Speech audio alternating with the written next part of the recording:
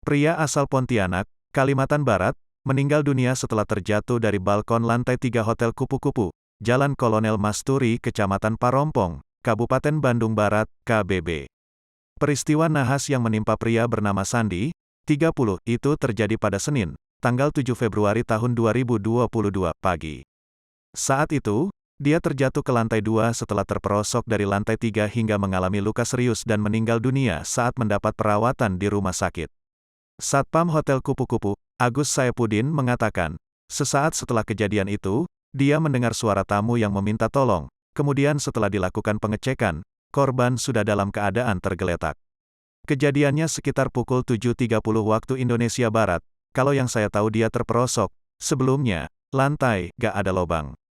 Pas saya lihat, dia sudah tergeletak di lantai 2, ujarnya saat ditemui di lokasi kejadian, Rabu, tanggal 9 Februari tahun 2022.